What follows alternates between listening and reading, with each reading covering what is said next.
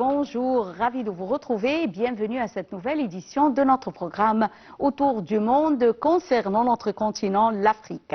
Et commençons l'édition d'aujourd'hui, du lundi 20 mai 2024, avec le président Abdel Fattah el-Sisi, accompagné d'autres dirigeants mondiaux, qui s'est rendu mercredi dernier au royaume de Bahreïn pour participer à la 33e session du sommet de la Ligue arabe qui a débuté jeudi à Manama au Bahreïn. Le sommet s'est articulé notamment autour de l'agression israélienne contre la bande de Gaza et des efforts visant à arrêter l'effusion de sang des Palestiniens. Un commentaire signé Dalia Karam. Le président Abdel Fattah el-Sisi a critiqué Israël d'entraver les efforts pour aboutir à un cessez-le-feu et provoquant l'escalade de la situation en poursuivant ses opérations militaires à Rafah lors de son allocution au sommet arabe de Bahreïn le jeudi 16 mai. Le président a réaffirmé que l'Égypte maintiendrait sa position ferme par les actes et les paroles en refusant de liquider la question palestinienne, de déporter les Palestiniens hors de leur territoire ou de créer des conditions rendant la vie à Gaza impossible. Le président a déploré l'absence de volonté politique internationale pour mettre fin à l'occupation israélienne dans les territoires occupés et traiter les racines du conflit et parvenir à la solution à deux États. Il a enfin réclamé à la communauté internationale de joindre ses efforts pour mettre fin à cette guerre contre les Palestiniens et établir un État indépendant palestinien sur les lignes du 4 juin 1967 avec Jérusalem-Est comme capitale. Les dirigeants arabes se sont retrouvés ce jeudi à Manama, à Bahreïn, pour un sommet arabe dominé par la guerre meurtrière d'Israël contre Gaza depuis plus de 7 mois. À l'ouverture du sommet, le Bahreïn a appelé à une conférence internationale pour la paix au Proche-Orient, ainsi qu'à soutenir la pleine reconnaissance de l'État de Palestine et son adhésion aux Nations Unies. Le président Abdel Fattah el-Sisi s'était rendu à Bahreïn la semaine passée pour prendre part aux travaux du 33e sommet de la Ligue des États arabes qui s'était tenu dans la capitale Manama. La participation du président au dit sommet intervient dans le cadre de l'engagement de l'Égypte et son intérêt à accorder les positions avec les pays arabes afin d'unifier les rangs, d'autant plus que la région traverse une période extrêmement critique au vu des défis majeurs qui s'y imposent.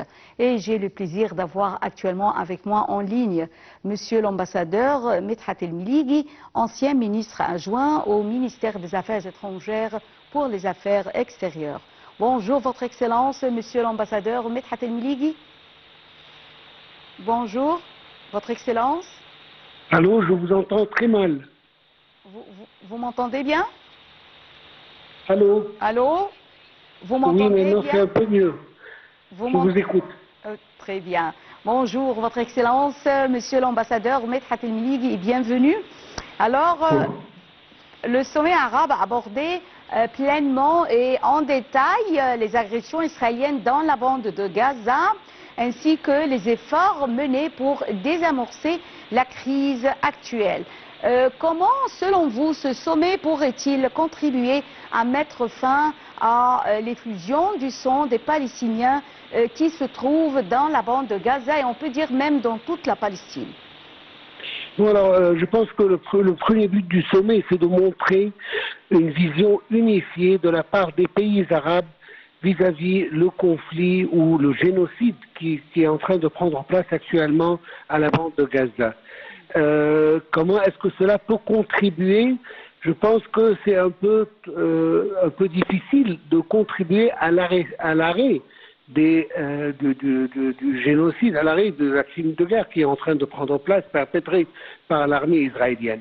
Mais au moins, et le plus important, c'est de montrer une vision unifiée de la part de tous les pays arabes en ce qui concerne leur support pour la cause palestinienne, l'arrêt et le cessez-le-feu en première instance et reprendre des négociations de paix à n'importe quel niveau pour stabiliser la situation d'une manière totale.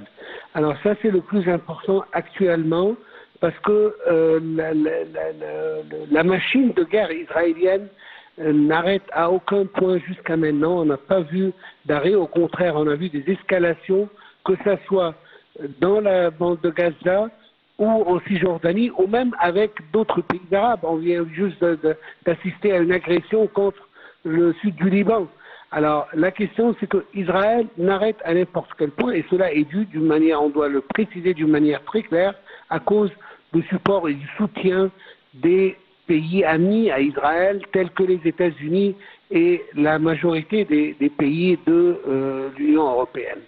Alors là, c'est un point à clarifier parce qu'à un certain moment, tout cela va s'arrêter et on doit reprendre le dossier de la paix au Moyen-Orient qui est dû à le support américain en première instance inconditionnel pour Israël. Et cela doit arrêter et cela doit être la vision arabe exprimée pour le monde en sa totalité. Le président Abdel Fattah el-Sisi a tenu en marge du 33e sommet de la Ligue arabe, a tenu des rencontres bilatérales avec des hauts responsables des leaders arabes afin d'examiner les moyens de renforcer la coopération et les mécanismes de coordination conjointe. Veuillez nous jeter, Votre Excellence, Monsieur l'ambassadeur Medhat El-Miligi, veuillez nous jeter la lumière sur ces rencontres.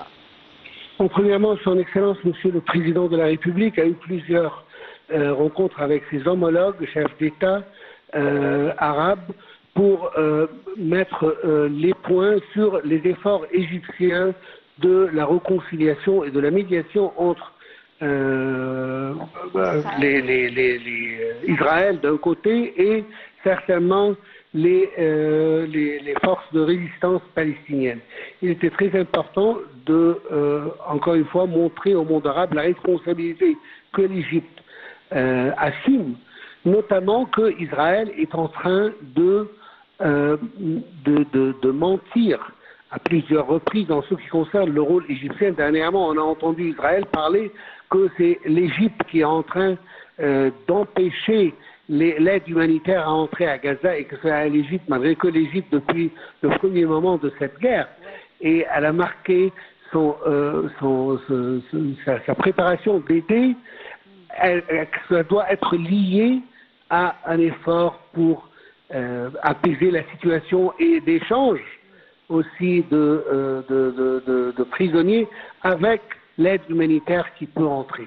Ce qui montre que l'Égypte a toujours été impliquée en ce qui concerne l'aide du peuple palestinien, que ce soit après le 7 octobre ou même avant le 7 octobre. D'autres instances, n'oublions pas que l'Égypte maintenant a commencé à prendre, étant donné que Israël n'entend pas la voix de la raison, l'Égypte a été forcée de clarifier sa position vis-à-vis le génocide qui prend place actuellement à Gaza, en soutenant l'Afrique du Sud dans son cas devant l'ICJ, la Cour internationale de justice. Oui. Cela dit, et malgré que cela nous met dans une situation de confrontation avec Israël, mais il était important de marquer la position d'Israël vis-à-vis l'agression israélienne contre les Palestiniens, qu'on qualifie cela en tant qu'État officiellement que c'est un génocide qui est en train de prendre place, perpétré par les Israéliens et perpétré par les colonistes des forces armées. Alors, cela est très important, cela va aussi donner le pouvoir à l'Égypte à pouvoir aussi présenter des documents qui peuvent aider à aboutir à une résolution et un juridique final en ce qui concerne la position israélienne vis-à-vis ce qui se passe, notamment qu'avec le support dont je viens de parler, que une grande majorité des pays occidentaux ne voient pas que ce qui est en train d'être fait actuellement, c'est un génocide. Le représentant de la Maison Blanche l'a souligné à plusieurs reprises que les États-Unis ne voient pas que les actes israéliens sont des actes de génocide, malgré la vision commune de la communauté internationale que ce qui est en train d'être fait, c'est un crime de guerre complet. Ouais. Alors là, on doit marquer que ce qui est en train d'être fait maintenant, c'est l'histoire qui est en train d'écrire exactement ce qui se passe. Et c'est très important que chacun des pays assume sa responsabilité, que ce soit de la région du Moyen-Orient, et c'est ce qu'on a vu avec le sommet de la Ligue arabe, avec une vision unifiée de tous les pays arabes, ou bien que ce soit la communauté internationale. Il est le tour de chaque pays de marquer sa position vis-à-vis de ce qui se passe au Moyen-Orient actuellement. Oui, Votre Excellence, Monsieur l'Ambassadeur, on voit que plusieurs pays européens ou on peut dire occidentaux, on voit que cette communauté internationale rejette les actes israéliens qualifiés par plusieurs d'entre eux comme génocide pour les Palestiniens et en même temps ces pays ou cette communauté internationale, elle est en train de fournir Israël d'armes et de munitions. Alors, comment voyez-vous ce paradoxe? Ce paradoxe est clair. Les raisons des paradoxes sont claires. Premièrement, on a des administrations qui sont les mêmes administrations qui étaient en place il y a 8 ou 9 mois, juste avant le 7 octobre.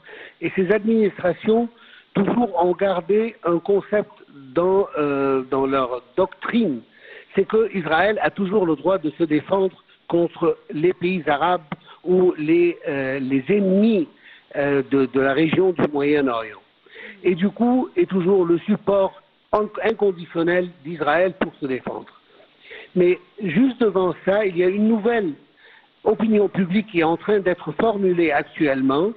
Cette opinion publique réside sur deux axes bien clairs. Premièrement, que les sources d'information ne sont plus les sources d'information traditionnelles et du coup, le public peut voir l'autre côté de l'histoire, peut voir en temps réel les actes de génocide, les crimes de guerre qui sont perpétrés contre le peuple palestinien. Et deuxièmement, les jeunes qui ont pris en position leur propre sort en décidant comment eux, ils sont en train de juger, que ce soit les Palestiniens ou l'État hébreu. Ces deux axes, comme je viens de le préciser, formulent une nouvelle une opinion publique qui aide à changer la situation, mais en même temps, les administrations sont toujours bloquées à la question où ils sont. C'est pour ça que, à cause des contrats déjà signés au préalable, en donnant le droit à ces gouvernements de pouvoir armer Israël tant qu'elle a besoin. D'ailleurs, on a vu juste même aux États-Unis le président Biden qui donne des ordres à libérer 26 milliards de dollars en armes pour les Israéliens et en même temps il bloque une toute petite partie, ce qu'on appelle les bombes stupides. Parce que ces bombes peuvent détruire beaucoup plus dans les populations civiles que dans les populations armées ou bien la résistance palestinienne. C'est pour ça qu'il a arrêté ça.